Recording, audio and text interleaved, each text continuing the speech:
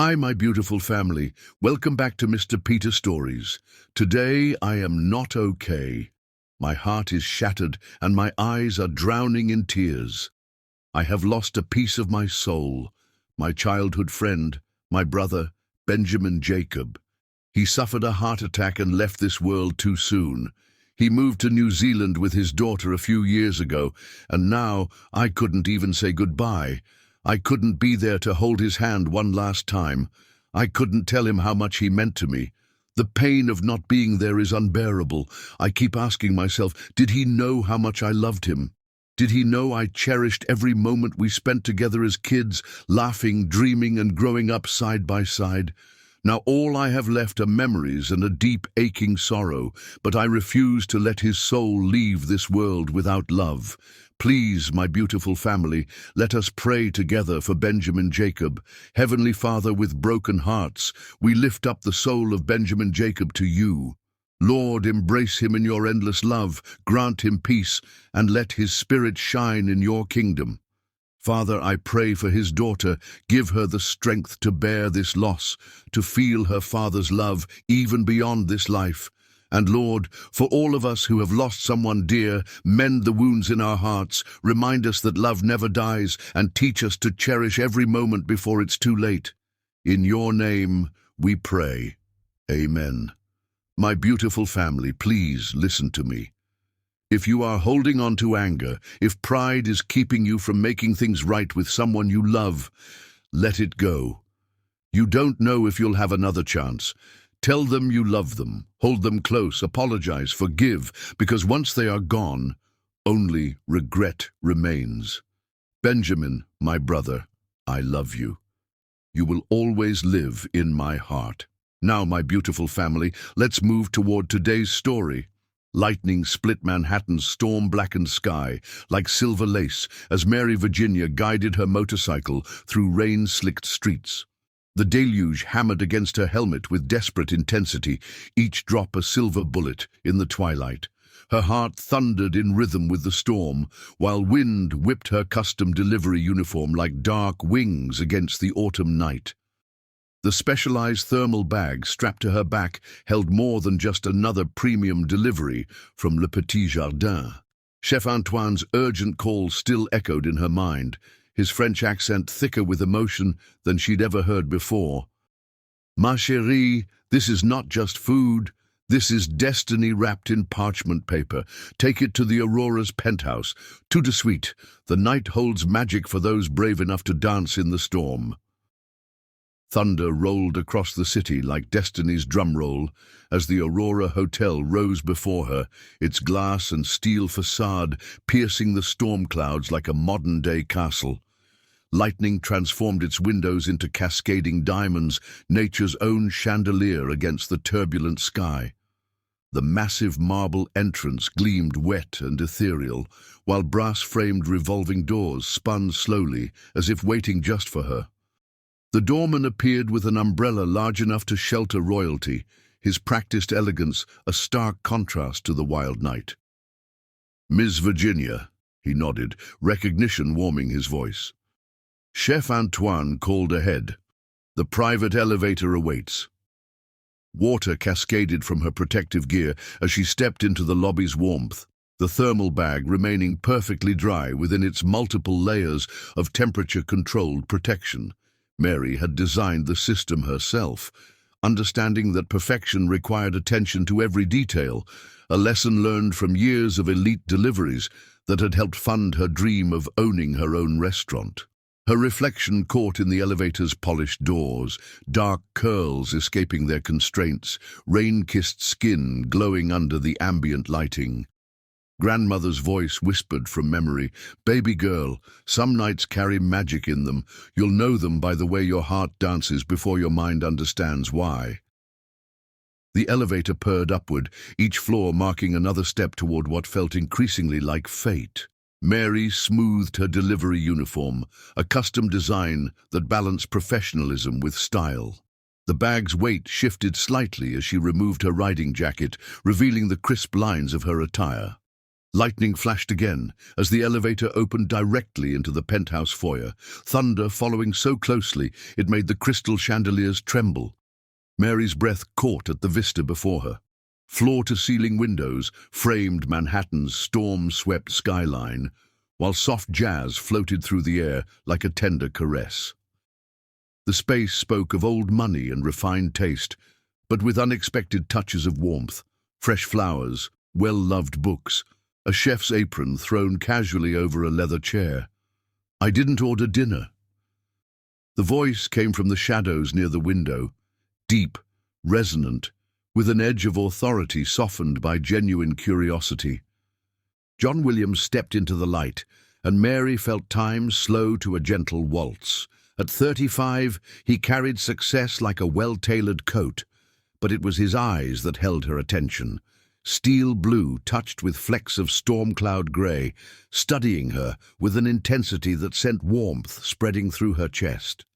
Lightning illuminated his features in stark relief, strong jaw, elegant hands, shoulders that bore the weight of empire with deceptive ease. His suit jacket lay discarded, crisp white shirt sleeves rolled to reveal strong forearms. Here was a man who knew both boardrooms and kitchens, whose presence filled the space without overwhelming it.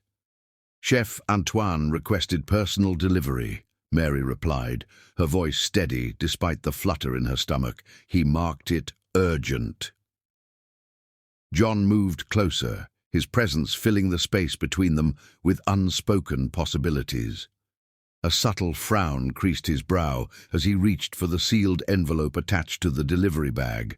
Antoine never sends unexpected deliveries, not without reason. Mary watched as he broke the seal, noting how his fingers trembled slightly. Fatigue, perhaps, or something more concerning. The paper crinkled as he read, his expression darkening like the storm-swept sky outside. "Those manipulative—" The words cut off as he swayed, one hand reaching for the nearest surface to steady himself. Mary moved without thought, closing the distance between them. Her hands found his arms, supporting him with gentle strength. The contact sent electricity arcing through her palms, up her arms, straight to her racing heart. His skin burned fever-hot through the fine cotton of his shirt. "You need to sit," she insisted, guiding him toward the plush sofa. Their eyes met, and the world seemed to hold its breath. No condescension colored his gaze, no wealthy man's dismissal of someone he considered beneath him. Instead, she saw recognition of her competence, her dignity, and something more that made her pulse quicken. "I'm fine," he protested, but allowed her to help him down. His hand covered hers for a moment, warm and strong, despite his obvious distress. "Though I'm beginning to suspect this isn't a routine delivery." Thunder shook the windows as she revealed dishes crafted with exceptional care, each element precisely arranged, each sauce perfectly balanced. This wasn't just dinner, it was salvation disguised as sustenance. John's breathing had grown shallow, a sheen of perspiration visible on his forehead. "Read me the note." Mary picked up the crumpled paper from where it had fallen. "John, they've done it. Board meeting coffee. This will counteract. Trust her. It's signed with just an A." "Poison," John said, his voice tight with anger and pain. "They finally made their move." "Tell me," John managed between careful bites of the antidote-laced meal, "how does someone with your obvious intelligence and skill become a delivery expert?" Mary smiled as she monitored his condition. "Because I turned it into more than delivery. I created a premium service that caters to Manhattan's elite. Specialized temperature-controlled equipment, real-time tracking, complete discretion. Every detail designed to protect the reputation of restaurants like Le Petit Jardin." "While saving for your own restaurant?" His insight surprised her. "You see more than most." She refreshed his water. "Even while being poisoned." A flash of pain crossed his features, but his eyes never left hers. "I've learned to see what others miss." Like the way you handle those plates. Classic French training hidden beneath modern efficiency. Summers with my grandmother in Paris. Mary adjusted the lighting, creating a more intimate atmosphere as another thunderclap shook the penthouse. She taught me that food isn't just sustenance, it's love made tangible. Hours passed as the storm raged outside. They talked of dreams and determination, of paths not taken and choices that led them here. John's colour improved with each bite of Antoine's carefully prepared meal, while Mary found herself drawn deeper into conversation with this man who saw beyond surfaces to the heart of things. As dawn approached, the storm finally began to ease. The first hints of sunrise painted the rain-washed windows in gentle gold, transforming the penthouse into a sanctuary of soft light and shared secrets. "You saved my life tonight," John said softly, watching the city awaken below. "Antoine saved your life," Mary corrected. "I just delivered the means." "No." He turned to face her, strength returned but vulnerability remaining in his eyes. "You delivered something far more valuable than an antidote." "What's that?" His smile held the warmth of a perfectly risen soufflé. "The reminder that sometimes the most extraordinary things come in unexpected packages." Lightning flashed one final time, distant now, like nature's farewell to a night of destinies changed and boundaries crossed. In its illumination, Mary saw the future rewriting itself, a delivery girl and a CEO brought together by storm and circumstance, creating something neither had expected but both had perhaps always needed. The night that had begun in thunder and urgency ended in gentle rain and quiet understanding. Something had been delivered that couldn't be contained in any thermal bag or protected by any specialized equipment. The first ingredients of a love story that would change not just their lives, but the very recipe of what society deemed possible. For in that penthouse above Manhattan's awakening streets, two hearts had found their perfect pairing, proving that sometimes the most exquisite dishes come from ingredients that fate alone knows how to combine. As dawn approached, the storm finally began to ease. The first hints of sunrise painted the rain-washed windows in gentle gold, transforming the penthouse into a sanctuary of soft light and shared secrets.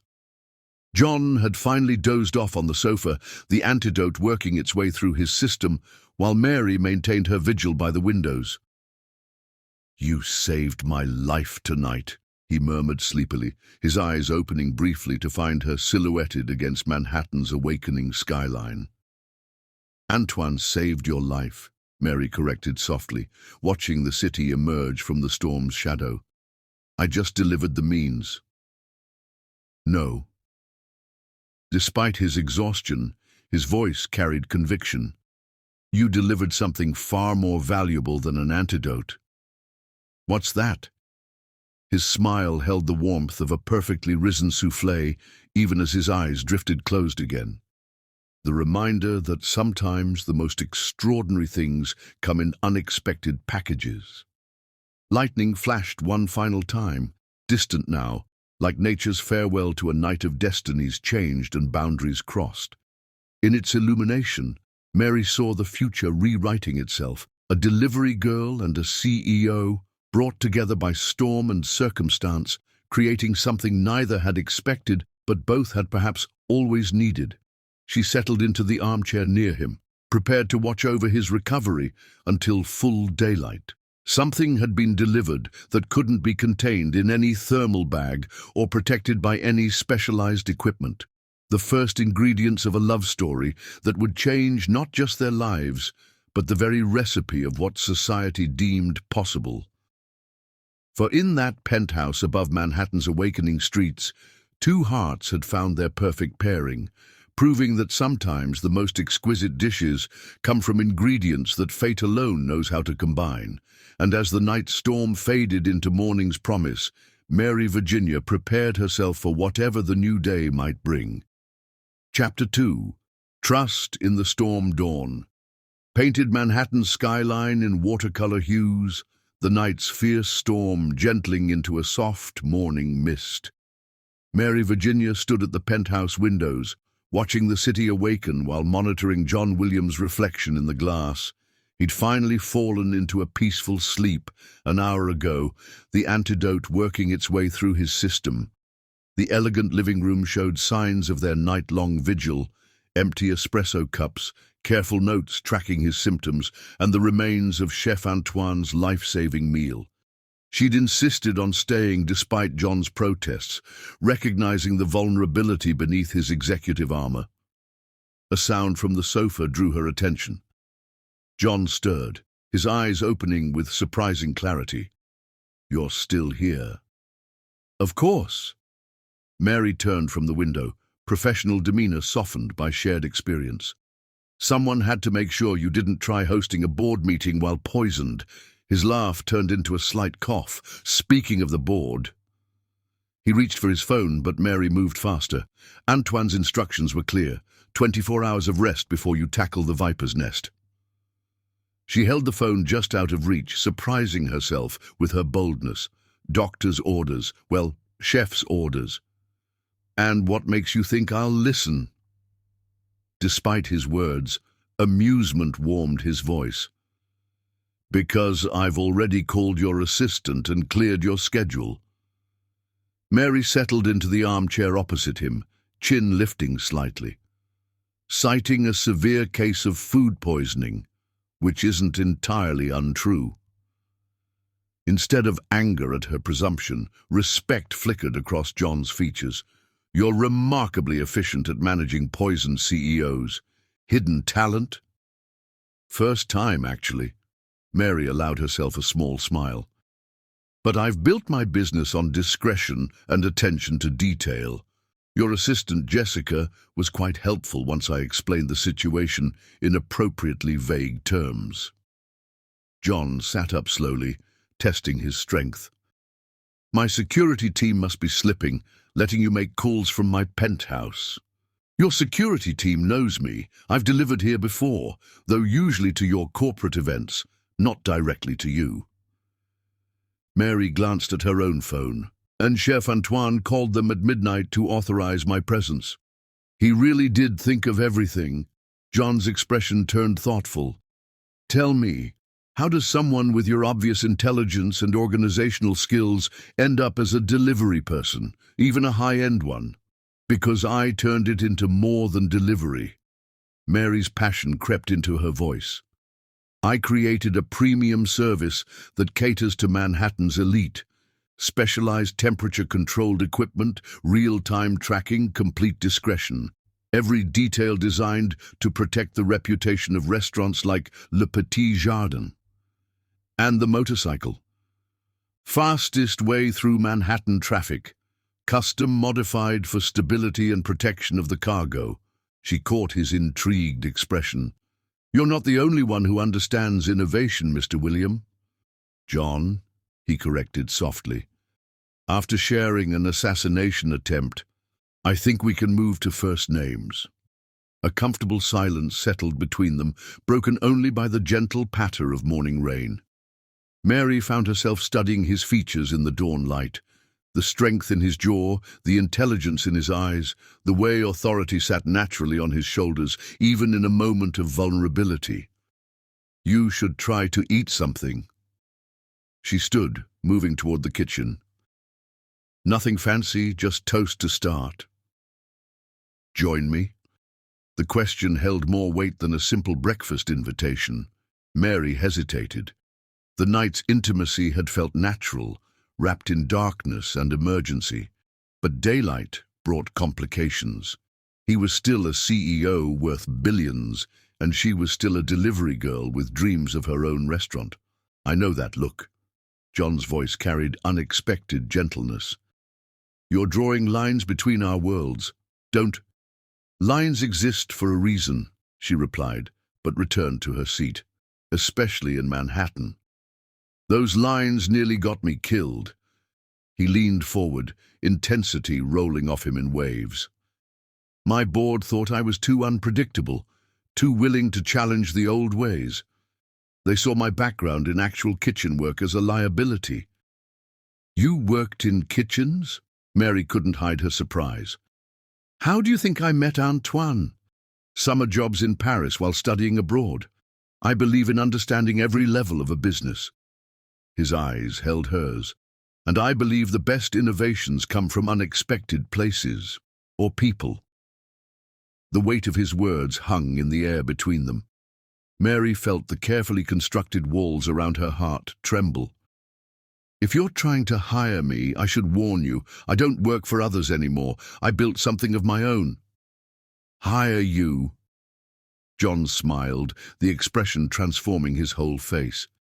Mary Virginia, I'm trying to court you. The bold declaration stole her breath. Outside, the sun broke through the clouds, sending rays of gold across the penthouse floor. In that light, Mary saw the truth in his eyes. No games, no power plays, just genuine attraction wrapped in newfound respect.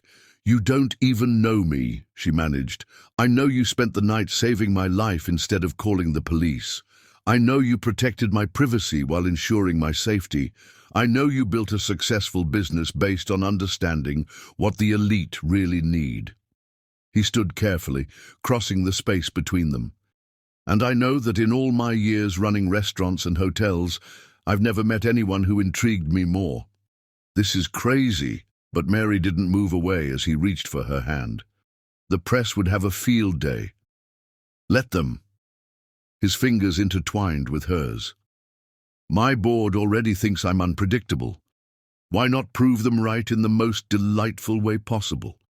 The morning light painted everything in shades of possibility.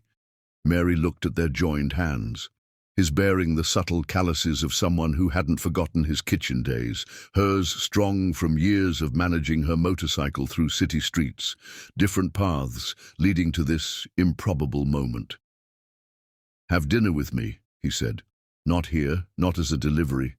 Let me cook for you. You cook? Antoine's best student, according to him. Pride mixed with humility in his voice. Though I suspect he was being kind. Mary felt laughter bubble up, genuine and free. The great John William, cooking dinner for his delivery girl. Now that would make headlines. Is that a yes? She studied him. The hopeful light in his eyes, the quiet confidence, the way he held her hand like it was something precious rather than possessive. In her grandmother's novels, this would be the moment where love conquered all obstacles. But this wasn't fiction, and real life held more complications than any romance novel. Yes, she heard herself say, but not tonight. Tonight you rest and plan how to handle your board, and I need to talk to Antoine. About? About how he knew. Mary squeezed his hand gently. How he knew to send me tonight, when you needed more than just an antidote. John's smile held secrets and promises. Some things can't be explained, like why I'm more interested in my would-be assassin's matchmaking skills than their attempt on my life. You're still feeling the effects of the poison, Mary teased, but her heart wasn't in the jest. Something was happening here, something that defied explanation. Maybe. He brought their joined hands to his lips, pressing a kiss to her knuckles. Or maybe this is exactly what clarity feels like. The city stretched below them, still damp from the storm, but gleaming with renewed purpose. Mary felt her carefully ordered world shifting, realigning around this unexpected connection. Tomorrow would bring challenges, board members to confront, press to manage, social hierarchies to navigate. But for now, in the gentle morning light, she allowed herself to believe in the kind of love her grandmother always promised existed. The kind that arrived like a storm, washing away boundaries and leaving everything changed in its wake. John's phone buzzed on the table, reality intruding on their moment. But before either of them moved to answer it, he pulled her closer, his free hand cupping her cheek. "Thank you," he whispered, "for delivering more than just dinner." Mary smiled, feeling the last of her defenses crumble. Thank you for being worth saving. The phone buzzed again, insistent. The day was beginning, bringing with it all the complexity of their separate worlds colliding. But as they reluctantly parted to face it, both knew nothing would ever be quite the same. The storm had passed, but its effects would ripple through their lives forever, and somehow that felt exactly right. Chapter 3. Whispers and Warnings. The lunch rush at Le Petit Jardin hummed with refined energy as Mary stepped through the kitchen's back entrance. Chefs moved in choreographed precision, creating culinary masterpieces for Manhattan's elite. She breathed in the familiar symphony of herbs, spices, and tradition. "Ma petite sauveuse!" Chef Antoine's voice boomed across the kitchen. He wiped his hands on his apron, dismissing his sous chef with a nod. Come, we have much to discuss." Mary followed him to his private office, a tiny space filled with photographs of famous guests and handwritten recipes. Antoine closed the door, his usually jovial expression turning serious. "They're asking questions about you," he said without preamble. "The board members. They know something went wrong with their plan." "How?" Mary settled into the worn leather chair, concern threading through her voice. "Because John William walked into his office this morning, very much alive and twice as determined." Antoine's eyes twinkled. "And announced a complete restructuring of the company's restaurant division, starting with the board." "He shouldn't be working yet," Mary muttered, then caught Antoine's knowing smile. "That's not the point, is it?" "No. The point is, ma chérie, that you're now part of a very dangerous game."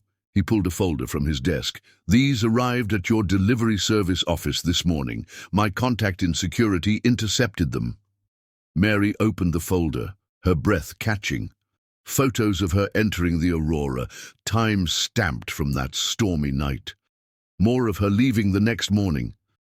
And most concerning, surveillance shots from the past week, showing her daily routes.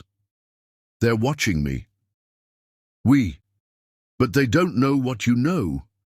Antoine sat behind his desk, fingers steepled. "Tell me, did you look at the papers on John's coffee table that night?" "Of course not. I was focused on keeping him alive." "Mais non. You were focused on his eyes, his smile, the way he looked at you like you hung the moon." Antoine's teasing held an edge of seriousness. "But if you had looked, you would have seen their whole plan. The poison was just phase 1. A knock at the door interrupted them. Antoine's sous chef entered with urgent news about a VIP reservation. As the chef dealt with the crisis, Mary studied the surveillance photos more closely. Something about the angles nagged at her memory. Her phone chimed with a message from John, "Missing you. Dinner still on for tonight?" Before she could reply, another message arrived.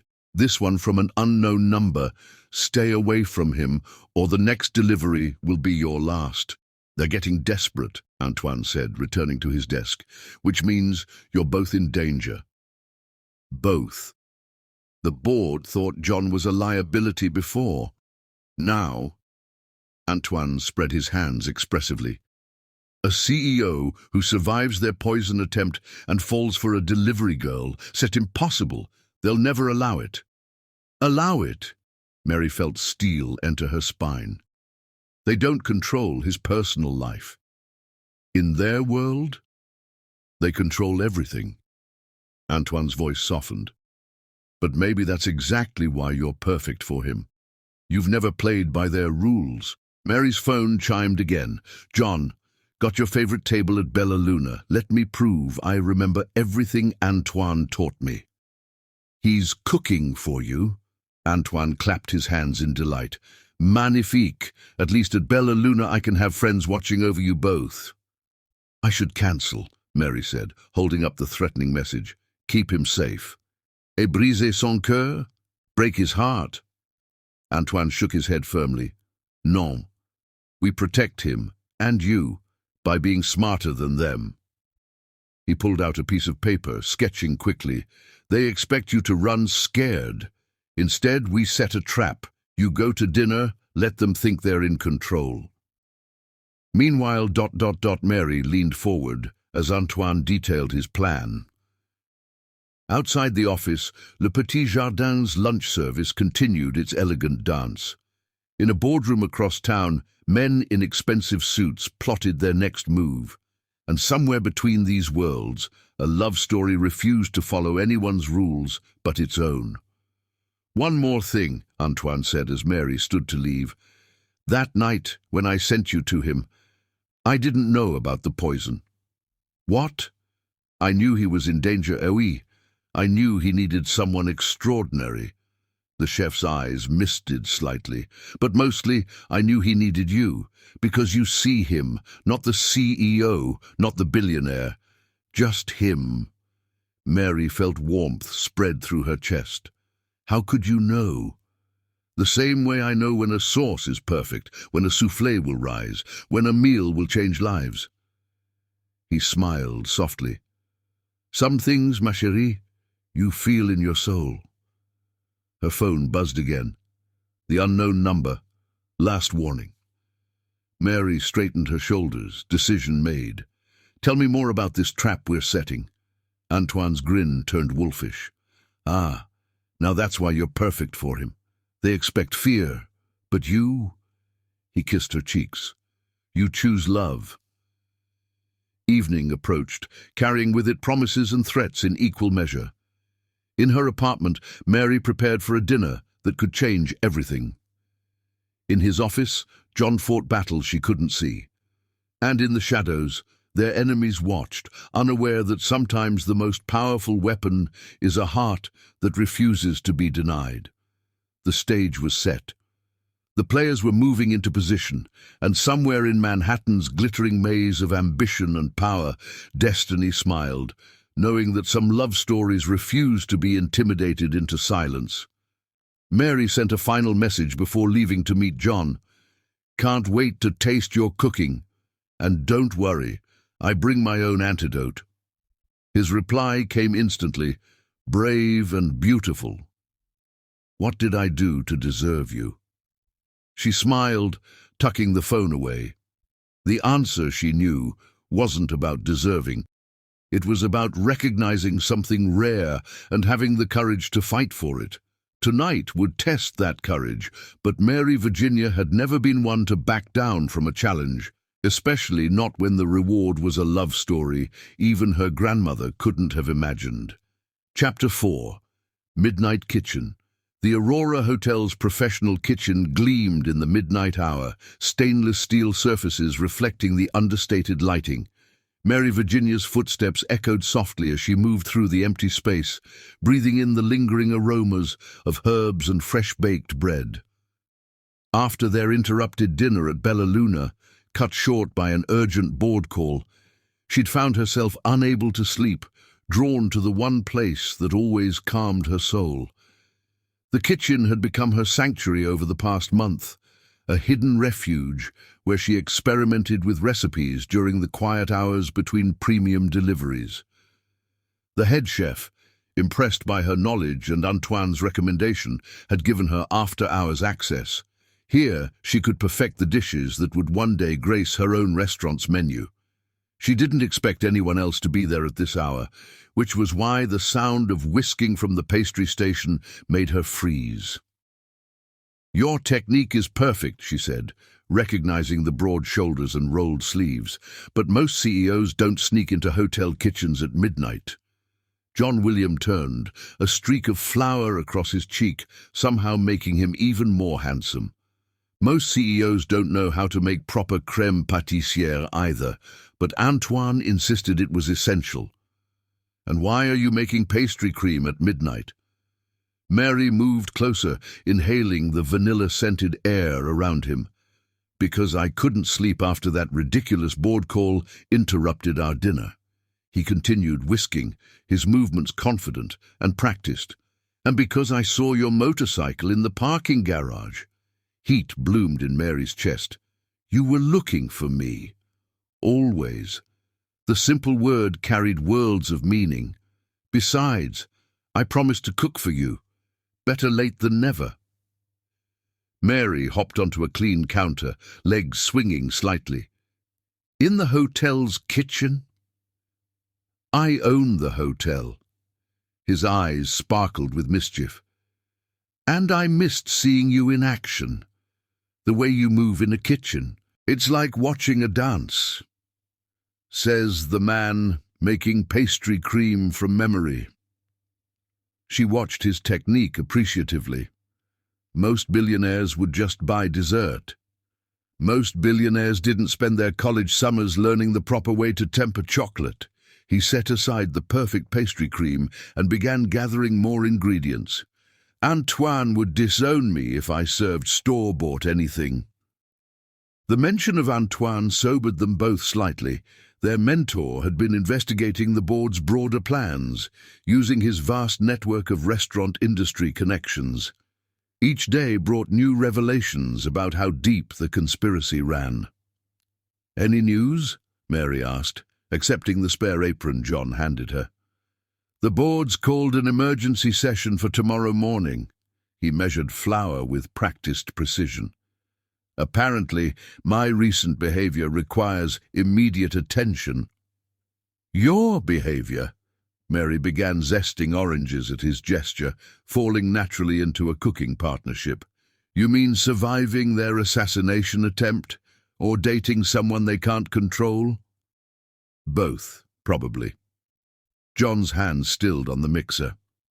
"They're trying to force a competency hearing, claiming my near-death experience has made me unstable." "That's ridiculous." "Is it?" His voice carried an edge of vulnerability she rarely heard. "I'm 35, running a global corporation, and instead of networking at charity galas, I'm baking orange chocolate soufflés at midnight with the woman who's turned my world upside down." Mary set down her zester, moving to stand before him. "Do you regret it?" "Not for a second." He cupped her face with flour-dusted hands. "You make me feel alive in a way board meetings never could." The kiss tasted of vanilla and possibility.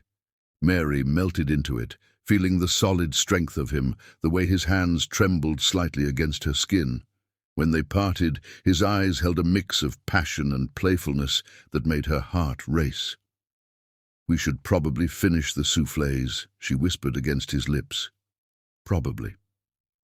But he didn't move away. "Though I'm starting to think the board might be right about one thing." "Oh?" "I am unstable around you. Completely, wonderfully unstable." His smile lit up his whole face. "You make me want impossible things." "Like what?" "Like selling everything and opening a small restaurant in Paris." He brushed his thumb across her cheek. "Just cooking, creating, living without the weight of empire on my shoulders." Mary's heart squeezed.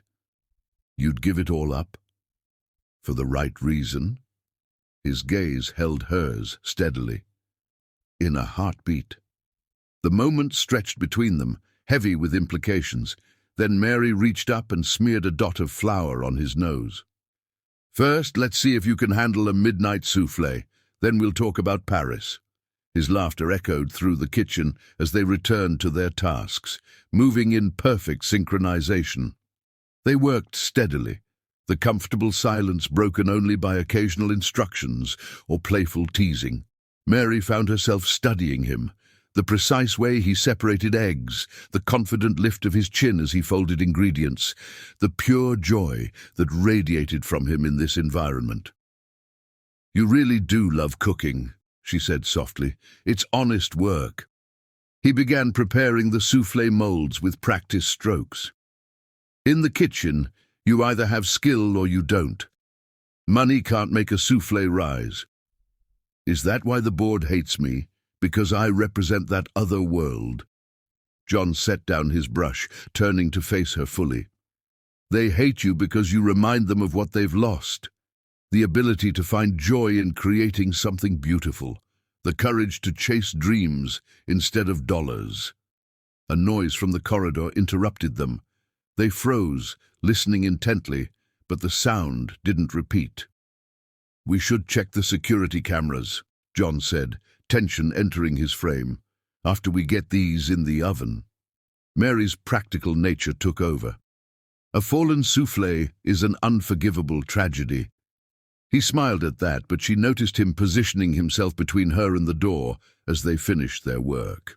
Once the soufflés were safely baking, John moved to the security panel hidden behind a steel cabinet. "The cameras are off," he said, frowning. "They should never be off." Mary felt a chill that had nothing to do with the kitchen's temperature. "Someone's watching us." "They've been watching since that first night." John's jaw tightened. "We knew that." "Yes, but this is different." Mary gestured around the kitchen. This was private, special. "Hey!" He pulled her close, flour and all. "Nothing they do can take this away. Not the cooking, not the connection, not us." As if in agreement, the timer chimed. Perfect timing, as proper soufflés demanded. They plated their midnight creation with professional flair, adding fresh berries and a dusting of powdered sugar. "Beautiful," John murmured, but he wasn't looking at the dessert. Mary felt herself blush under his gaze. "We should take these somewhere safer to eat.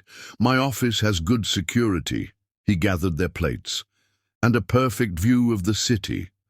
They cleaned their workstation with efficient movements, leaving the kitchen spotless. But as they headed toward the service elevator, Mary couldn't shake the feeling that something had shifted.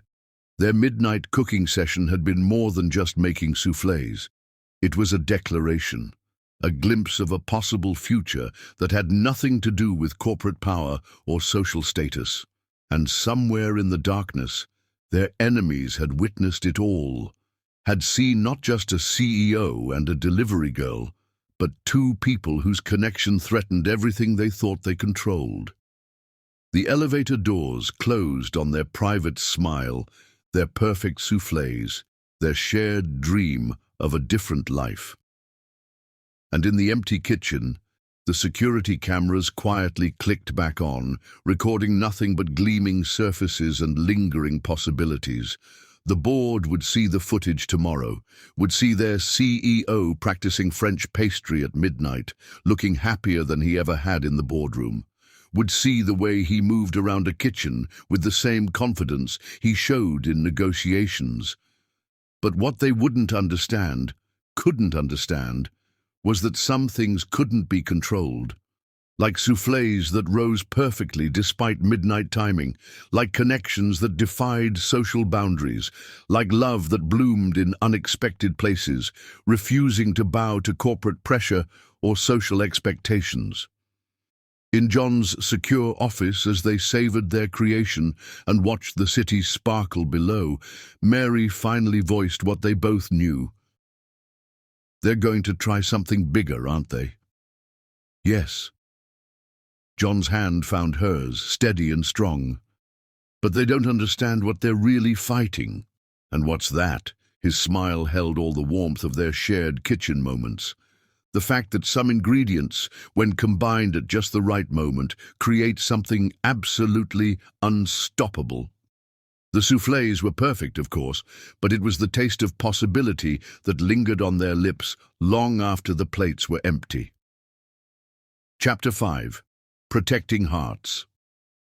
The grand ballroom of the Astor Museum buzzed with Manhattan's elite, champagne flutes clinking beneath crystal chandeliers. Mary Virginia stood at the edges of the charity gala, her simple black dress a stark contrast to the designer gowns surrounding her. She wasn't here as a guest. Her premium delivery service had been hired to provide late-night snacks for the wealthy donors. But her attention kept drifting to the center of the room, where John William commanded attention without effort. He moved through the crowd with practiced ease, every inch the powerful CEO. Yet she noticed the subtle tension in his shoulders, the way his smile didn't quite reach his eyes. "He's different when he looks at you," a silky voice said beside her. Mary turned to find an elegantly dressed woman studying her with calculated interest. More alive, more vulnerable. "I'm sorry, you are?" Victoria Sinclair? The woman's smile held no warmth. I was engaged to John last year, before he developed his unfortunate fascination with common things. Mary felt the insult slide off her like water. Fascinating. Did you also share his passion for French cuisine, or were you too busy being uncommon? Victoria's perfectly painted lips tightened. You don't belong in his world. The board understands that, even if John's temporarily forgotten. The board? Mary kept her voice neutral, though her heart raced. I wasn't aware they managed his personal life. They manage everything that affects William Enterprises. Victoria sipped her champagne, including removing threats to the company's reputation. Like attempted murder. The glass froze halfway to Victoria's lips. I don't know what you think you know. I know enough. Mary stepped closer, lowering her voice. Tell your friends on the board that the next time they want to poison someone, they shouldn't use a source reduction. The heat concentrates the toxin, makes it traceable. Color drained from Victoria's face. Before she could respond, a familiar voice cut through the tension. Mary? John appeared beside them, his hand finding the small of her back naturally. Victoria, I wasn't aware you two had met. Just getting acquainted. Mary leaned into his touch. Victoria was sharing some fascinating insights about boardroom politics. Understanding flickered in John's eyes. Was she? How generous? His tone could have frozen champagne. If you'll excuse us, Victoria, my girlfriend and I have dinner plans. They left Victoria staring after them, her perfectly manicured hands clenched around her glass. In the hallway outside the ballroom, John pulled Mary into a quiet alcove. What did she say to you? His voice was tight with concern. Nothing I hadn't guessed. Mary straightened his bow tie, using the gesture to ground herself, but she confirmed the board's involvement. They're not even trying to hide it anymore. Because they're planning something bigger. John caught her hands in his. Mary, maybe we should... Don't. She pressed her fingers to his lips. Don't suggest I step back for my own safety. I didn't run when they tried to kill you. I'm not running now. The love in his eyes nearly overwhelmed her. I don't deserve you. Good thing love isn't about deserving. She smiled up at him. Now, about those dinner plans. Actually, there's something I need to show you first. He led her through the museum's quiet corridors, their footsteps echoing off marble floors. Antoine's sources found something interesting in the board's private communications. They entered a small office, where John quickly accessed a hidden laptop. Watch this. Security footage played across the screen, showing the board's private dining room 2 days before the poisoning attempt. Mary leaned closer, watching as Victoria entered with a small package, handing it to one of the senior board members. Pause it there. Mary pointed to a detail in the corner. That logo on the package. I've seen it before. Where? In Chef Antoine's records. It's a specialized chemical supplier that some molecular gastronomy restaurants use. She met John's gaze. The same supplier that someone used to order unusual compounds the week before you were poisoned. Can you access those records? Mary smiled slowly. Better. I delivered to that supplier last week. The owner's quite chatty when you bring him those special macarons from Le Petit Jardin. John's answering smile held a predatory edge. Have I mentioned lately that your delivery service is remarkably useful for corporate espionage? Is that all I'm useful for? She teased, trying to lighten the moment. His expression softened as he pulled her close. You're useful for reminding me what really matters, for making me feel like more than just a CEO, for... A noise in the hallway cut him off. They froze, listening intently. Footsteps approached, then retreated. We need to move, John whispered. If they find us with this evidence... Mary was already shutting down the laptop. My delivery bike's outside. They won't expect you to leave on that. Miss Virginia, Are you suggesting I flee a charity gala on the back of your motorcycle? Scared, Mr. William? His laugh was quiet but genuine. Of the motorcycle? Number of how much I'm falling in love with you? Terrified. The confession hung between them, more powerful for its simple honesty. Mary felt her heart expand, even as fear for their safety prickled at her nerves. Then hold on tight, she said, taking his hand, to both. They slipped out through the service entrance, the night air carrying the first hint of autumn. Mary's motorcycle waited in the shadows, sleek and subtle. As she handed John the spare helmet, she caught movement near the museum's main entrance, Victoria speaking urgently into her phone. They'll trace the security footage, John said as he settled behind her on the bike. Mary started the engine with a soft purr. Let them. Sometimes the best way to protect something is to let everyone see exactly what you're willing to fight for. His arms tightened around her waist as they merged into traffic, leaving the glittering gala behind. Neither spoke, but Mary felt the significance of the moment. A CEO and a delivery girl fleeing danger together. It should have felt like a fairy tale. Instead, it felt like reality, finally making sense. Later, safe in John's penthouse, they spread out the evidence they'd gathered. Receipts, security footage, financial trails, all pointing to a conspiracy that went beyond simple corporate maneuvering. They won't stop, Mary said softly, not even after we expose this. No. John's voice was equally quiet. Because it's not just about the company anymore. It's about control. Over the board, over me, over what's acceptable in their world. And us? He turned to her, his eyes holding that same mix of vulnerability and strength that had first drawn her in. Us is non-negotiable. Let them try to control that. Mary touched his face gently. They'll call me a gold digger, say I'm using you. While my ex-fiancé helps them plot murder? He shook his head. Let them talk. You've never asked me for anything except to be myself. That's not entirely true. She smiled mischievously. I did ask for your chocolate soufflé recipe. His laugh broke the tension. He pulled her into his arms, swaying slightly to music only they could hear. Outside, the city glittered with possibilities and threats in equal measure.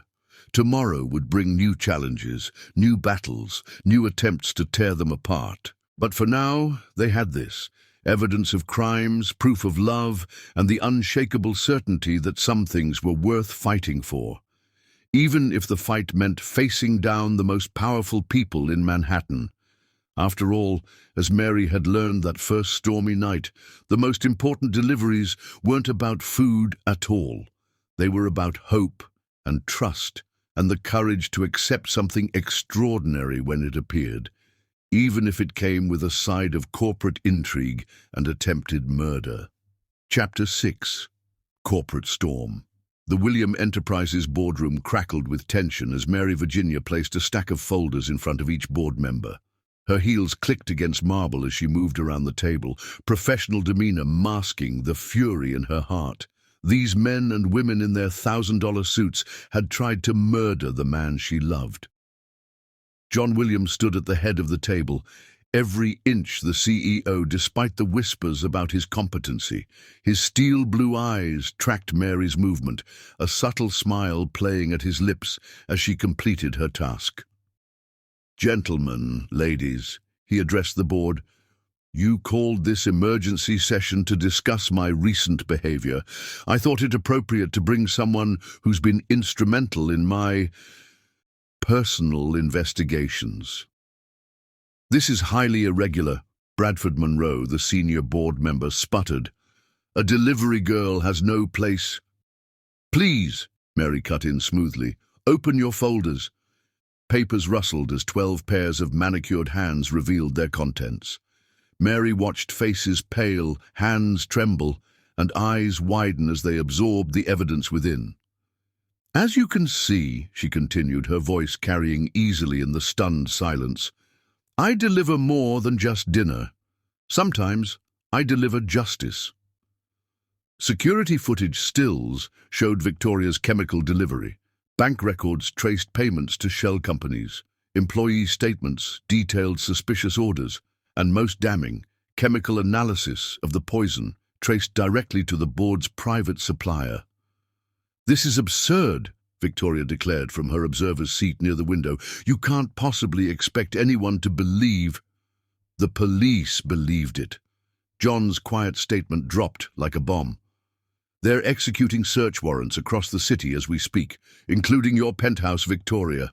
Chaos erupted. Board members shouted accusations, legal threats, desperate denials. Through it all, Mary stood calmly beside John, their united front a silent declaration, until Bradford Munro played his final card. "Release the photos," he commanded into his phone. Seconds later, every board member's phone chimed. Mary's heart sank as she saw the images appear, intimate moments captured through telephoto lenses. Her and John cooking at midnight, sharing quiet dinners, dancing in his penthouse, private moments made public. "Think of the scandal," Bradford purred. "America's most eligible CEO, seduced by a common delivery girl. Your shareholders will run screaming." John's hand found Mary's, squeezing gently. "You still don't understand, do you?" "Understand what?" "That you've given me exactly what I wanted." John's smile turned predatory. "A reason to take this company in a new direction, away from toxic traditions and towards something more human. The board won't allow—" "The board is under arrest." Detective Sarah Chen strode in, flanked by officers. "Bradford Munro, Victoria Sinclair, and other named conspirators, you're under arrest for attempted murder, corporate espionage, and conspiracy." As handcuffs clicked closed around expensive watches, Mary felt John tense beside her.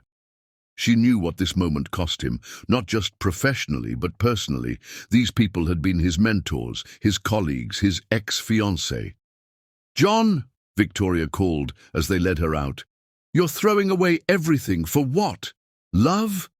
He turned to Mary, his eyes soft despite the storm raging around them. "Number 4, authenticity. For the chance to be more than what others decided I should be." Bradford's bitter laugh echoed from the doorway. "You'll regret this, both of you. The press will tear you apart." "Let them try." Mary's voice carried quiet strength. "Some things are worth fighting for." Later, in John's office, they watched the media frenzy unfold on multiple screens. Headlines screamed about scandal, corruption, attempted murder. Their relationship was dissected, analyzed, criticized. "Having second thoughts?" John asked softly, as another outlet questioned his judgment in dating beneath his station. Mary turned from the windows, taking in the man who'd risked everything to choose love over power. Only about letting them live stream the wedding. His startled laugh filled the space between them. "Was that a proposal, Miss Virginia?" "More like a declaration of intent." She moved into his arms. "I'm not going anywhere, no matter what they say about us." "Good." He pressed his forehead to hers. "Because I have plans." "Business plans?" "Life plans." His fingers traced her cheek. "Starting with buying that empty restaurant space on Fifth Avenue, the one you've been eyeing for your dream." Mary pulled back, surprised. "How did you—" "I pay attention." His smile held all the warmth that the board had tried to suppress. "And I believe in investing in what matters. I can't accept—" "It's not a gift." He cut off her protest. "It's an investment in us, in the future we both want." His eyes sparkled. "Besides, think of the marketing potential. From delivery girl to culinary queen, taste the story that shocked Manhattan." Mary laughed despite herself. "You're impossible." "I'm in love," he pulled her closer, "with a woman who saved my life, helped take down a corrupt board, and still believes in making her own way." Outside the office windows, cameras flashed as reporters gathered below. The business world was reeling from the day's revelations. Stock prices fluctuated wildly as markets tried to process a corporate scandal that read like a romance novel. But in that quiet office above the chaos, two people held on to something real, something that had started with a stormy night and a delivery that changed everything. "So," John murmured against her hair, "about that live-streamed wedding." Mary smiled against his chest. "Let's get through tomorrow's press conference first. Then we can talk about giving them something real to gossip about. Tomorrow's going to be intense. Good thing I deliver well under pressure." His laugh mingled with the fading sunlight streaming through the windows. Below them, Manhattan buzzed with speculation about the CEO and the delivery girl who brought down a corporate empire. But they knew the truth. Sometimes the greatest deliveries weren't planned. Sometimes they arrived in moments of crisis, wrapped in rain and danger and possibility. And sometimes, if you were brave enough to sign for them, they brought exactly what your heart had been waiting for all along. Chapter 7. Dreams of Forever. The first hints of dawn painted Manhattan's skyline in shades of promise as Mary Virginia's heels clicked softly against the marble floors of her soon-to-be restaurant. She'd received a mysterious text from John in the middle of the night. "Meet me at our future. Sunrise. Trust me." The massive space that would soon become serendipity held its breath in the early morning stillness. As she moved through the darkness, motion sensors activated soft lighting that revealed an enchanted pathway. Fresh rose petals, deep burgundy and blush pink, led deeper into the space, their delicate fragrance mingling with something else, the unmistakable aroma of fresh-baked croissants. Her heart quickened as she followed the trail. At each turn, John had left memories of their journey. The original delivery receipt from that stormy night, pressed between glass frames, the first menu they'd created together during their midnight cooking sessions. A photograph of them in Antoine's kitchen, caught in a moment of laughter as flour dusted their faces. The path led to their future kitchen space, where she stopped, breathless. Dozens of copper pots hung from a custom rack, catching the emerging dawn light, exact replicas of the set she'd admired in that tiny Parisian shop months ago. Each one gleamed with possibility, their surfaces reflecting the golden light like captured sunshine. A handwritten note rested on the central island. "Every dream begins with a single ingredient. Love. Follow your heart to the roof." Mary's fingers trembled as she traced his elegant handwriting. The John William that Manhattan knew, the powerful CEO, the corporate warrior, wrote in efficient, sharp strokes. But this John, her John, wrote with the same passion he brought to creating the perfect croissant or designing a life-changing program for aspiring chefs. The rooftop door opened to reveal a scene that stole her breath. John had transformed the space into a Parisian morning market, complete with weathered wooden crates, overflowing with fresh herbs and flowers. Antique copper planters lined the edges, filled with lavender and rosemary that perfumed the morning air. String lights twinkled overhead like earthbound stars, their soft glow mixing with the approaching sunrise. At the center, a small cafe table waited with steaming cups of French press coffee, the beans imported from that little roastery they'd discovered on their first trip to Paris together. Fresh pastries, still warm from the oven, released tendrils of buttery perfume into the air. "You're early," John's voice carried from behind a flowering trellis, soft with emotion. "I wanted to catch the exact moment when sunrise first touched your face." He emerged into the gentle light, and Mary's heart skipped. He wore his chef's whites instead of his usual CEO suit, the sleeves rolled up to reveal strong forearms dusted with flour. This was the John she loved most, the one who found more joy in creating perfect lamination in pastry dough than in closing million-dollar deals. "How long have you been planning this?" she asked, moving toward him as if pulled by an invisible thread. "Since that first night," he answered, reaching for her hands. since the moment you walked into my life with an antidote and stole my heart."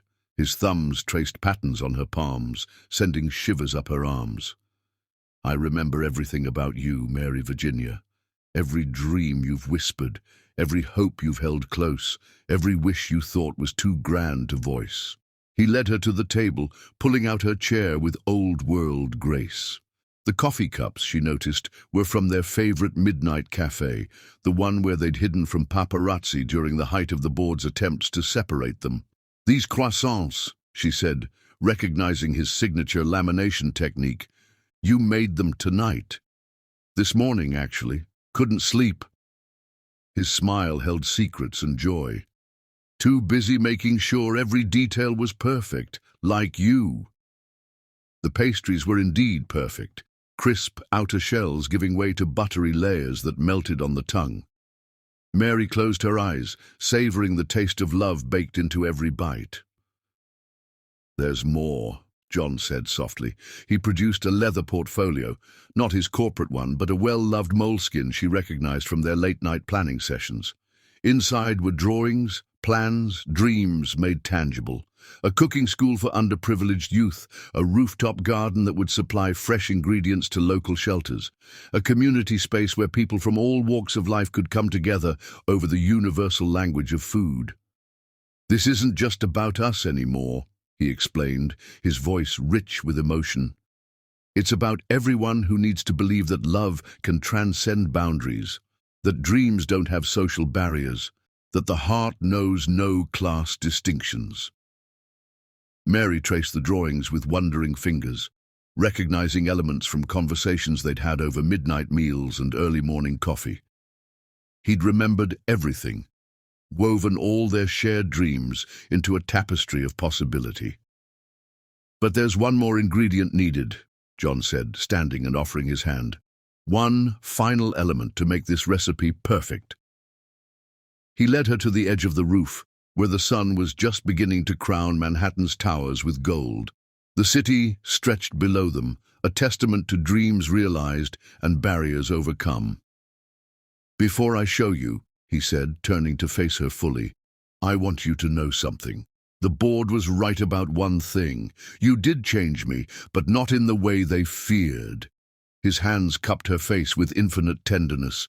"You reminded me that true success isn't measured in stock prices or corporate acquisitions. It's measured in moments of pure joy, in lives touched, in love shared." From behind the trellis, he produced one final copper pot, its surface catching the sunrise like liquid fire.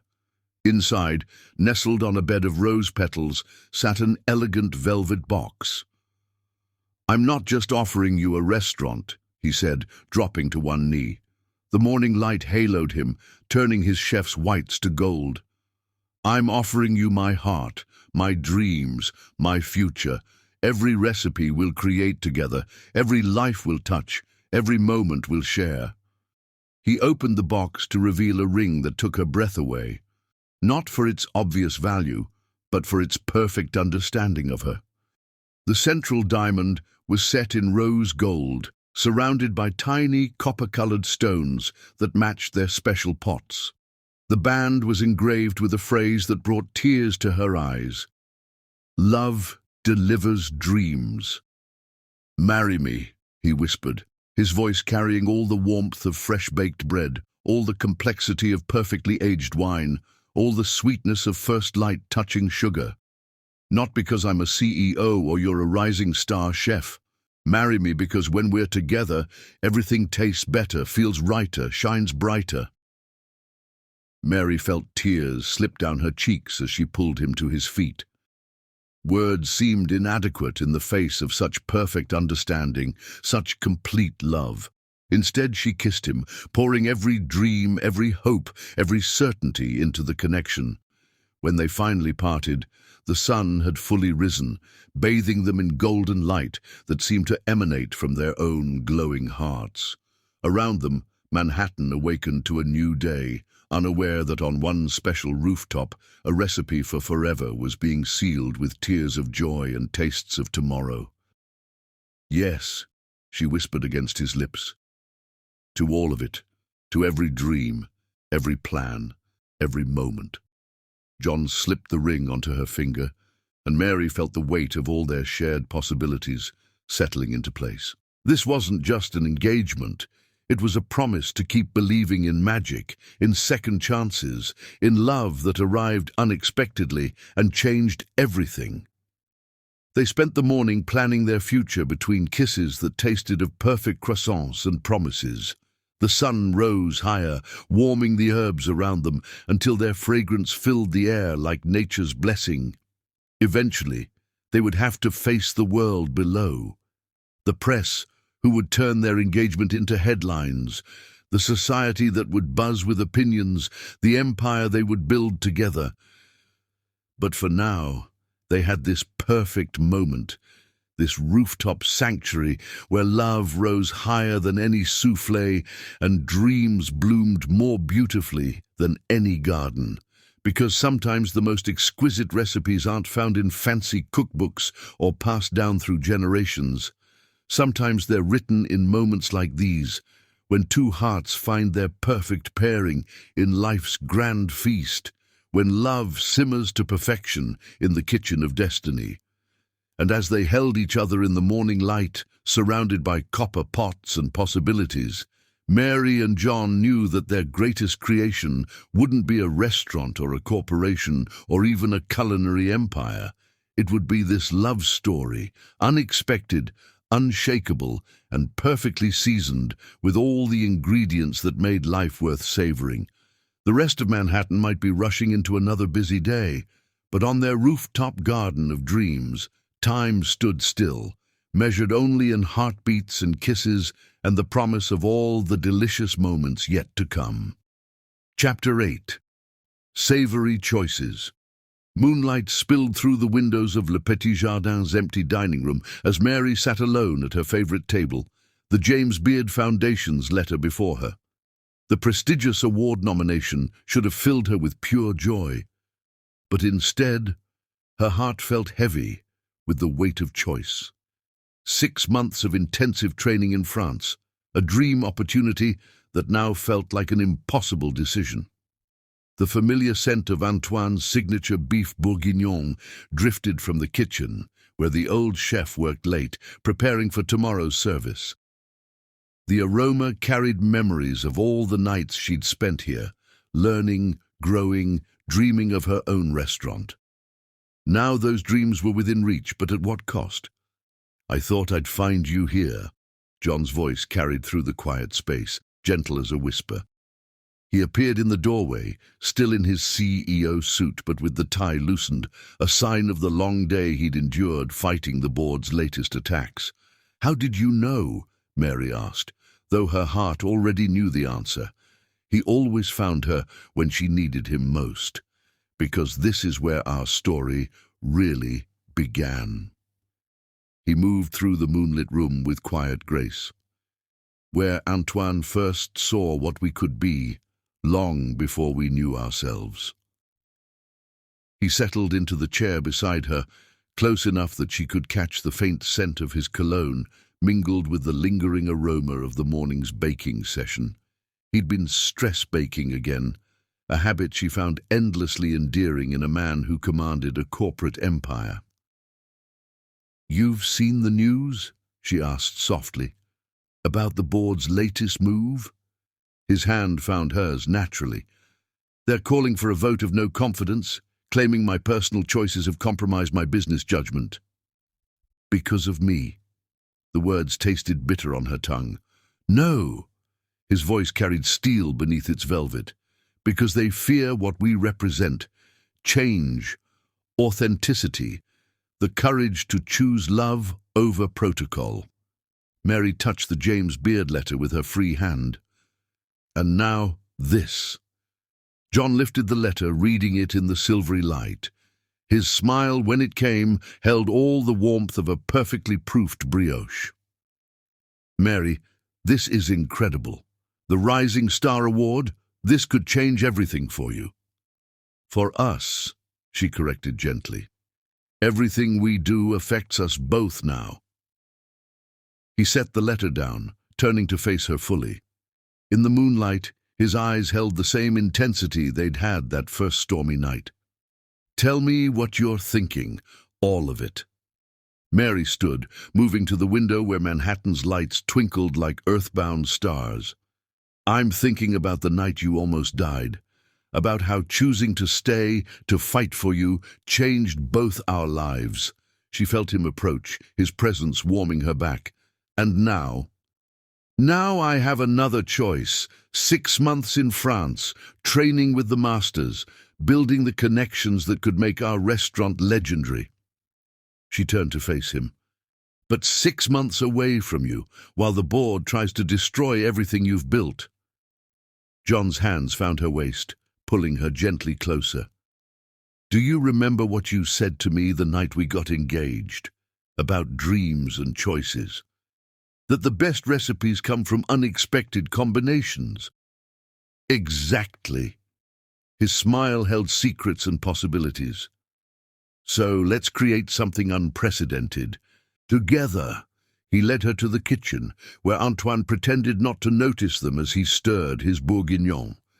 The familiar space hummed with end-of-service energy, copper pots gleaming on their hooks, herbs releasing their fragrance in the warmth. "The board thinks they can use your success against me," John said, rolling up his sleeves with practiced ease.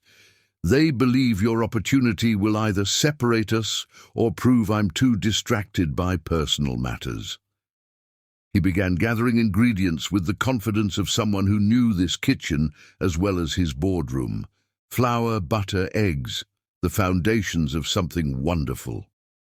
"What they don't understand," he continued, measuring with precision, "is that love isn't about choosing between dreams. It's about finding ways to make them soar together." Mary watched his hands move with practiced grace, recognizing the beginnings of his signature pain au chocolat. "What are you suggesting?" "A revolution."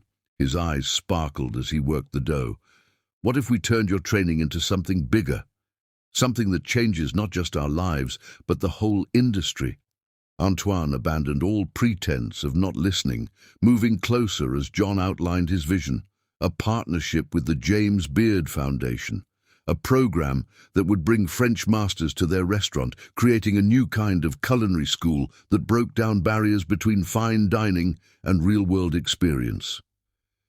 "Instead of you going to France," John explained, folding the dough with expert care, "we bring France here. Create a showcase for talent that crosses all social boundaries. The board would never approve." "The board," Antoine interrupted, "forgets that half of our investors are in the restaurant industry. People who understand that the future of cuisine lies in breaking down walls, not building them." Mary felt possibilities unfurling like the layers in John's pastry. "We could offer scholarships, create opportunities for people who could never afford traditional culinary school, while proving that innovation comes from unexpected places."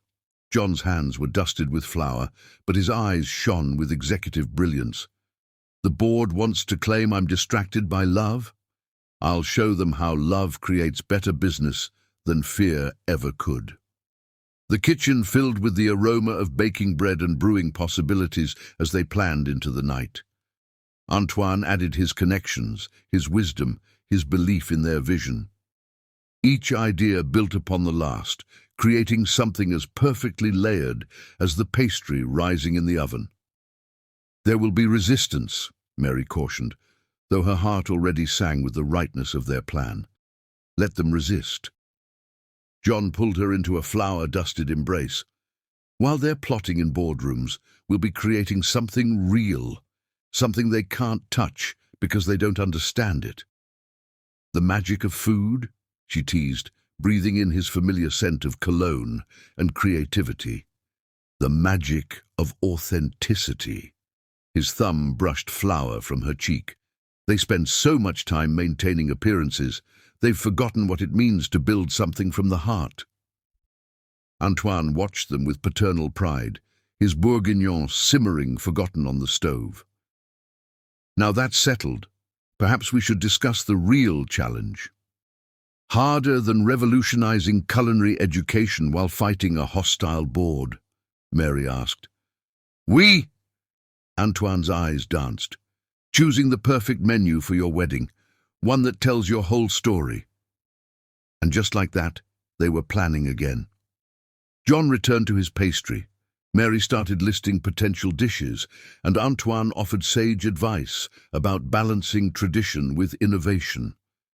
The night deepened around them, but in Le Petit Jardin's kitchen, dawn was already breaking. They worked side by side, 4 hands moving in perfect synchronization, creating something that was more than just breakfast. Each roll of the dough, each careful fold, each loving touch was a promise of partnership, of passion, of possibilities yet to come. The pain au chocolat emerged from the oven just as the first hints of sunrise painted the kitchen windows. Golden, flaky, perfect, like their love, built layer by layer with patience and care. To choices, John said, breaking the warm pastry to share. To dreams, Mary added, accepting her piece. To love, Antoine finished, raising his coffee cup, the most important ingredient of all. Outside, Manhattan stirred to life, unaware that in one special kitchen, a revolution was rising with the sun. A future where love didn't mean sacrifice, where dreams complemented rather than competed, where the unlikeliest combinations created the most exquisite results. Because sometimes the best decisions weren't about choosing between paths, but about creating your own. About taking life's challenges and transforming them, like simple ingredients becoming something extraordinary in the hands of those who understood that love was the secret ingredient to every perfect recipe. Mary looked at these 2 men who believed in her so completely, her mentor and her fiancé, both wearing flower dust like badges of honor. In their eyes, she saw not the weight of choice, but the lightness of possibility. The James Beard letter still sat on the dining room table, but it no longer felt like a burden. Instead, it had become one more ingredient in their expanding recipe for happiness. Because true love, like true cuisine, wasn't about following traditional recipes. It was about having the courage to create something new, something uniquely yours, something that would change not just your life, but the lives of all those who tasted its magic. And as the morning light filled the kitchen with gold, Mary knew they had chosen correctly. Their love story would continue to break boundaries, change lives, and prove that sometimes the most powerful revolutions began with a simple question. What if we dared to do things differently? Chapter 9. Recipe for Justice. The morning light streamed through the windows of Mary's nearly completed restaurant, catching on copper pots and illuminating the state-of-the-art kitchen where 3 James Beard Foundation judges sat at the chef's counter. Their expressions remained carefully neutral as they sampled her innovative tasting menu, each dish telling part of her journey from delivery expert to rising culinary star. Behind her, John moved with practiced ease, playing sous chef as if he'd never been anything but a cook in love with his craft. The sight of him, her fiancé choosing to support her dreams instead of defending his company from the ongoing takeover attempt, made her heart swell. For your next course, Mary presented with quiet confidence, a study in unexpected harmony. Butter-poached lobster with midnight black garlic sauce, served with heritage corn polenta and storm-swept microgreens. The judges leaned forward, intrigued by the dramatic presentation. The dish looked like a thunderstorm on a plate. Dark sauce swirling through golden polenta, bright herbs scattered like lightning against the noir canvas. "The inspiration?" one judge inquired, pen poised above his notes. Mary caught John's eye, sharing a private smile. "A stormy night when I learned that sometimes the most important deliveries aren't about food at all." Before the judge could probe further, the restaurant's front door burst open. Bradford Munro strode in, flanked by lawyers and remaining board members, his expensive suit a stark contrast to the warm culinary space. "This inspection is over," he announced. "This property now belongs to William Enterprises under new management." The judges looked between Mary and the intruders, clearly fascinated by this unexpected drama. John stepped forward, wiping his hands calmly on his apron. "Actually, Bradford, you might want to check your paperwork again. We have enough proxy votes to do absolutely nothing." Mary's voice cut through his bluster. She nodded to Antoine, who had slipped in through the kitchen entrance. The old chef handed her a tablet displaying live stock ticker information.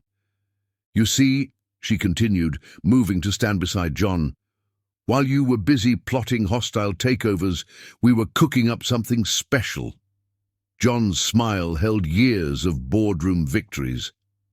"Meet the new majority shareholders of William Enterprises, the United Culinary Arts Foundation, led by none other than Chef Antoine himself."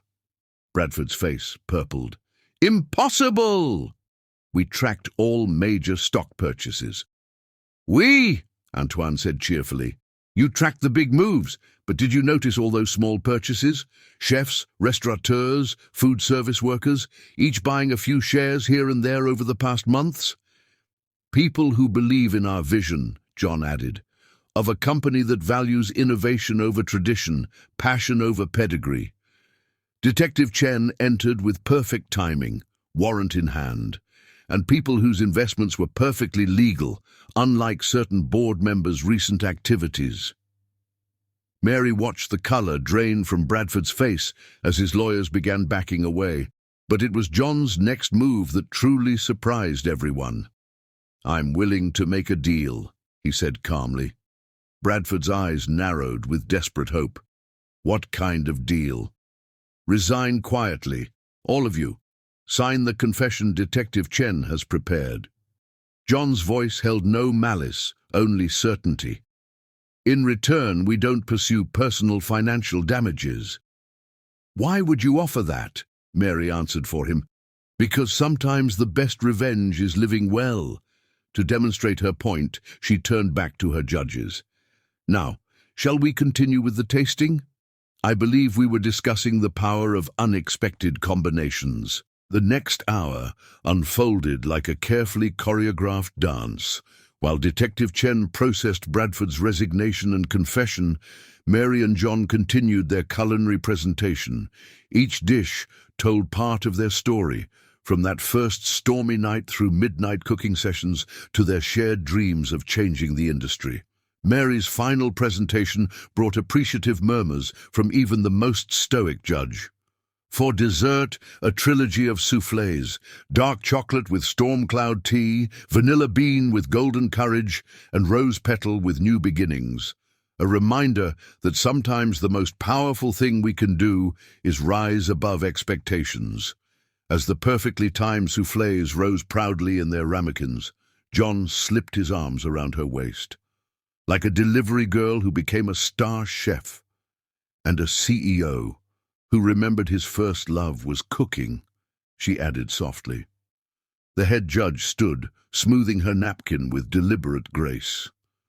"Miss Virginia, we came to evaluate a rising chef. Instead, we've witnessed a revolution, in cuisine, in business, in breaking down barriers." She smiled warmly. "The James Beard Foundation would be honored to not only grant you the Rising Star Award, but to partner with your culinary education program." Later that night, after the celebrations wound down, Mary and John stood in their rooftop garden. The herb beds were now lush with growth, promising fresh ingredients for tomorrow's dishes. String lights twinkled overhead, like stars brought down to earth. "Quite a day," John mused, pulling her close. "Corporate takeover thwarted, criminals convicted, culinary award won." "And the best part?" Mary turned in his arms.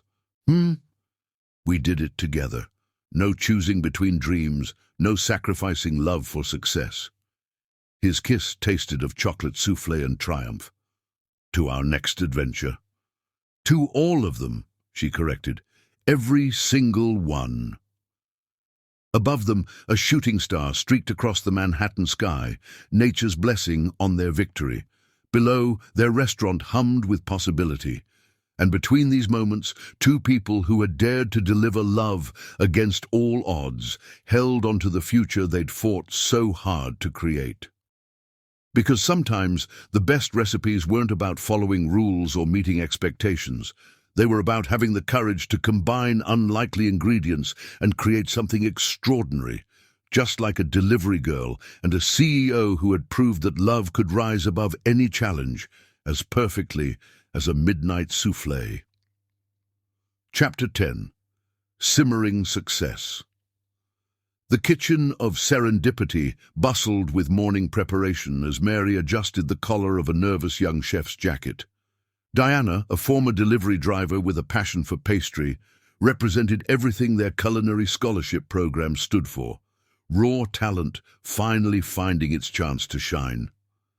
"Remember," Mary said, straightening the girl's name tag, "the secret to perfect croissants isn't just in the technique. It's in the love you fold into each layer." "Like the ones Mr. William makes?" Diana asked, eyes bright with admiration. Mary smiled, remembering countless midnight baking sessions. "Exactly. Speaking of which..." Right on cue, John appeared through the kitchen's rear entrance, carrying a basket of fresh-baked croissants. His CEO suit had been replaced by chef's whites, though he'd kept his trademark blue tie, now tucked neatly beneath his apron. "Morning delivery," he announced, stealing a kiss from Mary as he passed. "Quality control approved." "You mean Antoine approved?" Mary teased, knowing their mentor still insisted on tasting John's baking daily. He said, and I quote, "Pas mal pour un CEO." John's French accent was atrocious but charming. High praise indeed. The kitchen staff, a mix of culinary students and experienced chefs, moved with practiced efficiency around them. Each student wore a special pin that marked them as scholarship recipients, but it was their confidence that truly set them apart. "First seating in 30 minutes, Mary reminded everyone. "Remember, today's special is love story soup," the staff chorused, referencing their signature dish that had won critical acclaim, a complex creation that combined unlikely ingredients into something magical, just like its creators.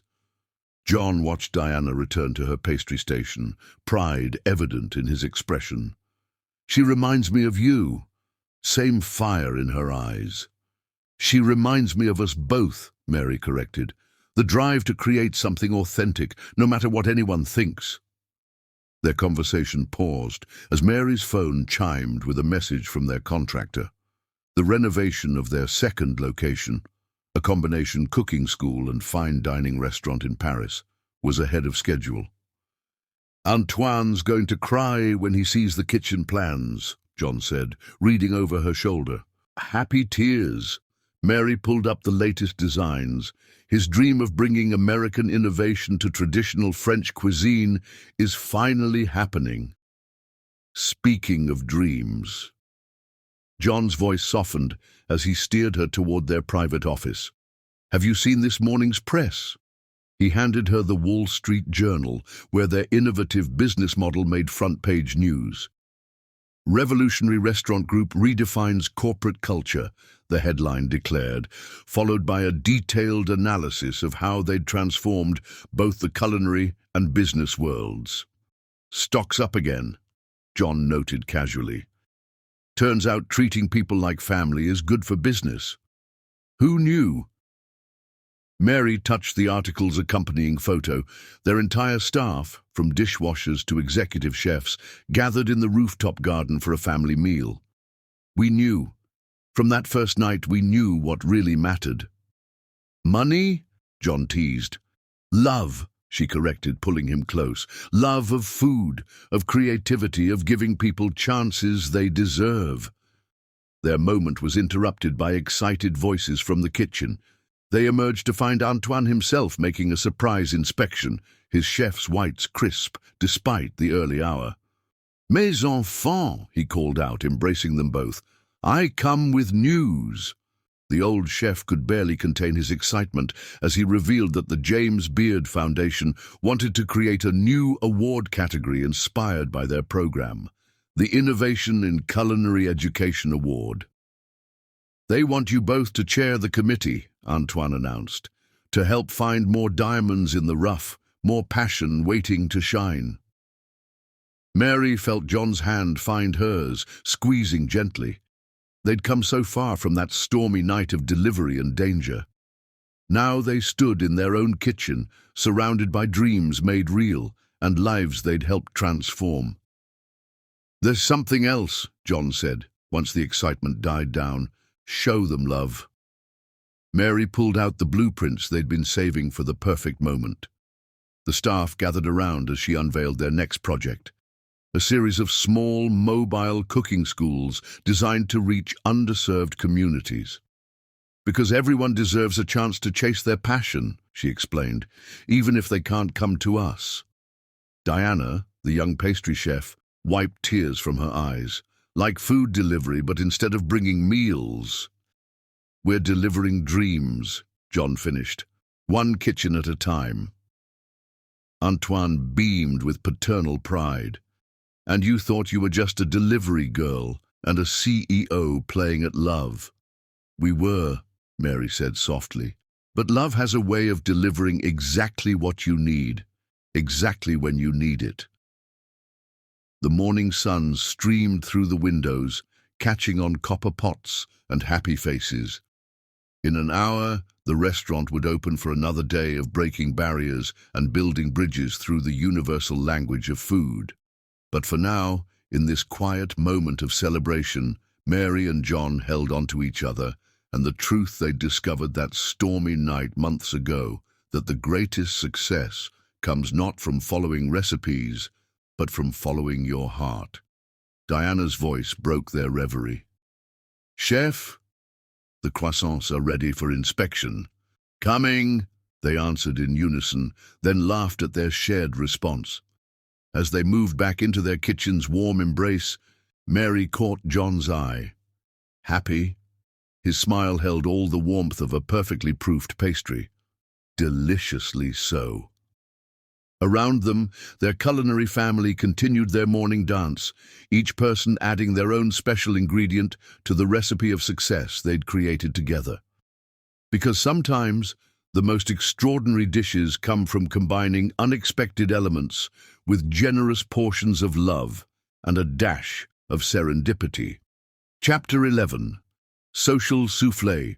The Metropolitan Museum's grand ballroom sparkled with old money and older prejudices as Mary Virginia adjusted her emerald silk gown. Tonight's charity gala would test everything she and John had built. Their first time hosting Manhattan's elite as equal partners rather than CEO and former delivery girl. Ready to scandalize society? John's voice carried familiar warmth as he appeared beside her, handsome in his tuxedo with a matching emerald tie. Scandalize? Mary's eyes danced with mischief. "I thought we'd just serve them dinner." But this was no ordinary dinner. The gala marked the launch of their most ambitious project yet, a nationwide initiative to transform struggling restaurants into culinary training centers, funded by William Enterprises and staffed by graduates of their scholarship program. The guest list read like a who's who of American power. Industry titans, media moguls, social influencers. Many had once whispered behind their hands about the delivery girl who'd bewitched John William. Now they'd eat food prepared by chefs who'd once delivered their meals. "Chef, we're ready." Diana, their first scholarship graduate and now head pastry chef, approached with quiet confidence. She'd traded her delivery motorcycle for a prestigious position, but kept the determination that had first caught Mary's eye. The evening began with calculated precision. Each course told a story of transformation. Street food elevated to fine dining, traditional recipes reimagined, humble ingredients made extraordinary. But it was the servers who truly made the statement. Every member of the waitstaff wore a small pin indicating their journey. Former delivery workers, line cooks, food truck operators. each one now trained in elite service, proving that excellence knew no social bounds. "Is it true?" A society matron cornered Mary between courses. "That you're opening a cooking school in Paris?" "3, actually." Mary smiled warmly. "In partnership with Chef Antoine's foundation. But the French would never accept American innovation." John joined them smoothly. "They already have. Our first graduating class includes sons and daughters of Michelin-starred chefs, all eager to learn our modern techniques." The woman's protest died as servers presented the main course, a dish that had once been a simple delivery order, now transformed into culinary art. The whispers that spread through the ballroom weren't of scandal, but of delight. "You've changed things," Victoria Sinclair's voice cut through the pleasant buzz. She stood alone, elegant but diminished since her release from prison. "All of society's careful rules broken because of love." "Not broken," Mary corrected gently. "Expanded, like a perfect soufflé. There's room for everyone to rise." Victoria studied them for a long moment. "I never saw it when I was with John, the chef beneath the CEO, the passion behind the power." "Few did," John said quietly, "until someone special delivered exactly what I needed." The moment was interrupted by excited murmurs as Diana's dessert masterpiece entered, a chocolate sculpture garden representing their mobile cooking schools, each piece edible and exquisite. "Your protégé has surpassed you," Antoine appeared, pride evident in his voice. "That's the point." Mary squeezed the old chef's hand. "Every generation rising higher than the last." As the evening wound down, John led Mary to the museum's rooftop garden. The Manhattan skyline glittered below, a constellation of possibilities. "Look there," he pointed to a distant light, "our first restaurant." "And there," she indicated another direction, "the hotel where you almost died, and I fell in love." "Terrible business strategy," he teased, pulling her close, "falling for an assassination target." "Wonderful life strategy, though." She turned in his arms. "Speaking of which," John's eyes widened as he caught her meaning. "Are you—" "Antoine's been forcing crackers on me all evening." Mary laughed softly. "He knew before I did. Said the glow of new life can't be hidden from an old chef's eyes." Joy transformed John's face as he dropped to one knee, not caring about his tuxedo. His hands spanned her still flat stomach with reverence. "Hello, little one," he whispered. "I promise to teach you everything I know about soufflés and success and loving without limits." Mary ran her fingers through his hair, heart overflowing. "And I promise to show you that life's greatest achievements often come disguised as simple deliveries." Above them, a shooting star streaked across the sky, nature's blessing on their expanding family. Below, their guests enjoyed the last bites of dessert, unaware that the evening's greatest miracle was happening on the roof. "We should tell them," John said, rising to hold her properly. "Tomorrow." Mary nestled into his embrace. "Tonight belongs to all those other dreams we helped deliver."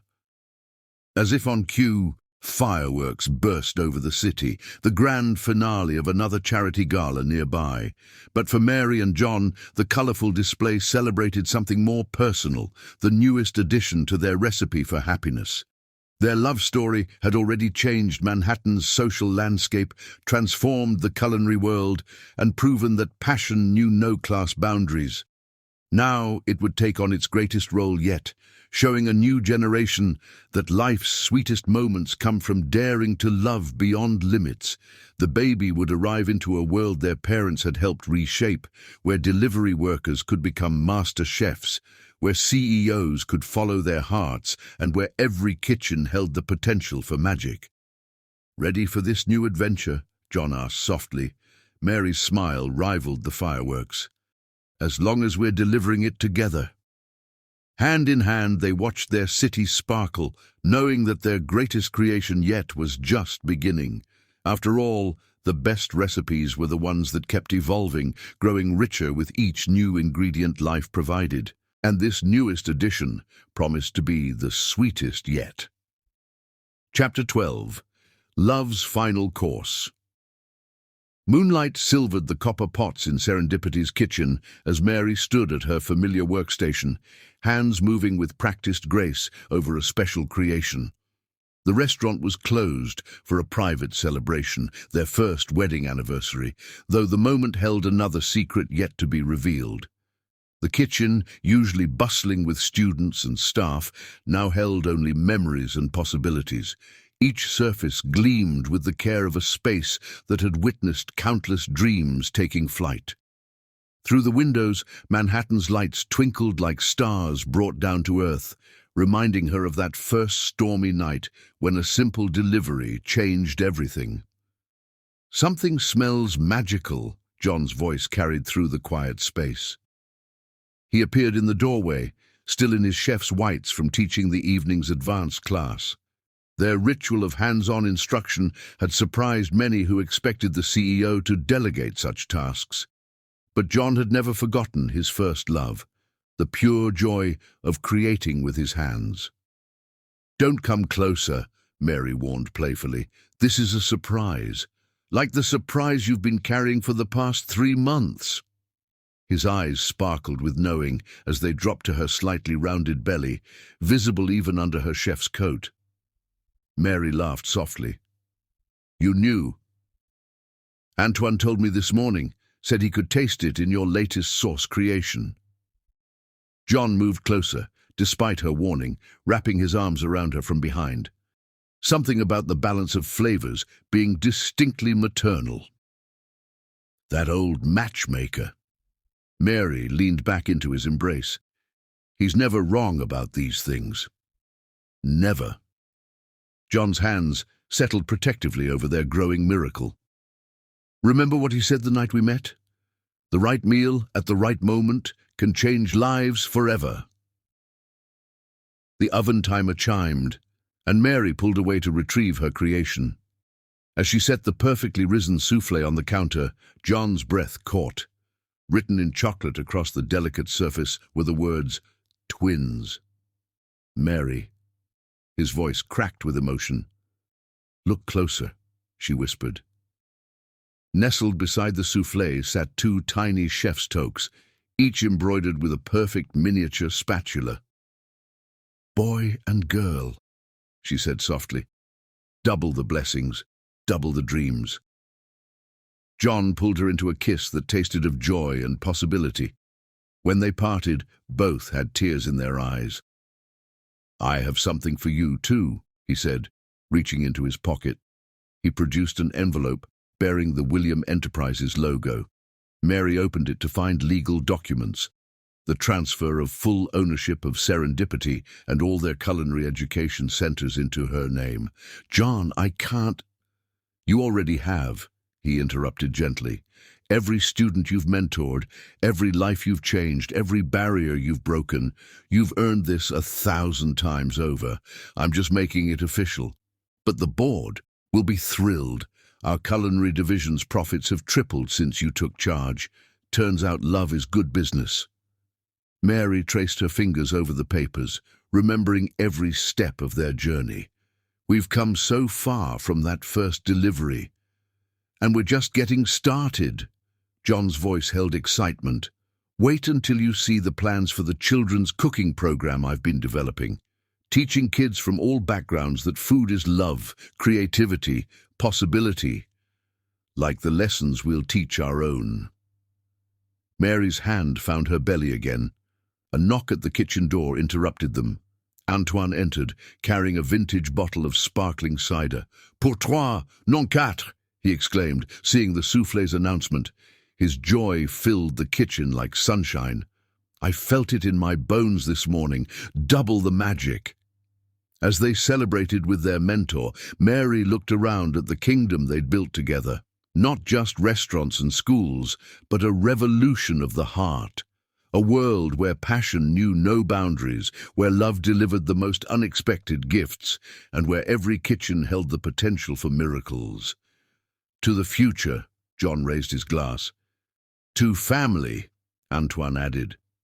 To love, Mary finished, in all its perfect imperfection. The city hummed below them, a symphony of millions of stories intertwining. But here in their midnight kitchen, surrounded by copper pots and dreams come true, they had written their own unique chapter in the grand recipe book of life. And as their twins grew beneath her heart, Mary knew they would add their own special ingredients to this legacy of love, delivering new magic to a world that never stopped surprising those brave enough to believe in second chances and midnight deliveries. After all, the best stories, like the best recipes, were the ones that dared to break all the rules in pursuit of something extraordinary. And their love story? It was just the first course. The end.